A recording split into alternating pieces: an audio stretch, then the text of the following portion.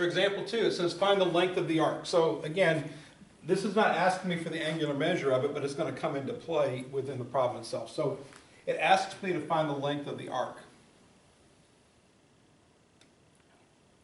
Arc length is part of the circumference. So if they're asking me to find the length of this red arc here, how far is it from here to there?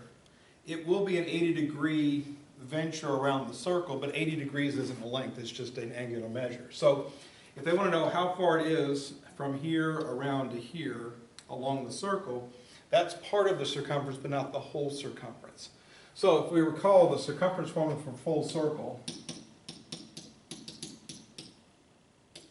circumference equals 2 pi times the radius. Okay, so if I wanted to know how far it was from, let's say this is point A, I want to know how far it was from point A all the way around the circle back to point A, I would use that formula 2 pi r, that's the entire circumference of the circle. We're only venturing along part of the circle, not the whole thing. So for a partial circle, if we're dealing with degrees, so I'm going to say partial circumference. I'm going to put degrees here because it matters what angular measure we're using. The partial circumference, I'm going to put C just for the, or actually, you know what, the book usually uses the letter S for arc length. So I'm going to use the letter S. This is representing arc length.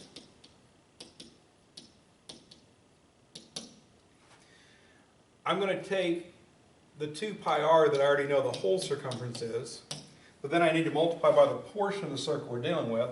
And going back to the first example, there's 360 degrees in the whole circle, and this arc only is covering 80 degrees of that full circle. So the fraction that goes here is simply the part over the whole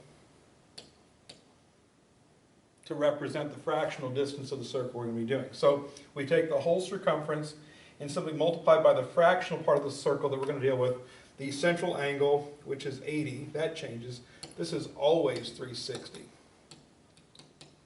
Okay, so this 80 degrees came from the picture. 360 is just always 360, and this is if we're in degrees. So with that in mind, I'm going to say this arc length S equals 80 over 360 times 2 pi times the radius.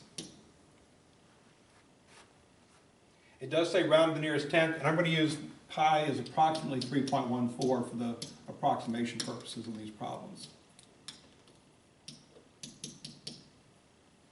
So I simply need to type that in a calculator. Now, depending on what calculator you're using, you might find this maybe challenging to enter. Basically, it's a bunch of multiplication, all divided by 360. The divided by 360 goes last. So if I'm entering this in any calculator whatsoever, I would type in 80 times 2 times 3.14 times 4, and then divided by 360 equals. You just type in all the top stuff. 80 is top, 2 is top, pi is top, 4 is top. All the top stuff multiplied divided by 360 to get you the answer, no matter, again, which calculator you're using. So I'm going to use this one. 80, oops. 80 times 2 times 3.14 times 4 divided by 360. My calculator says it's 5.58. I'm going to the nearest tenth. I'm going to go 5.6. And then the last thing is to put the proper unit. This is a 4-inch radius, so this is 5.6 inches. The arc length unit should be the same as the radius unit.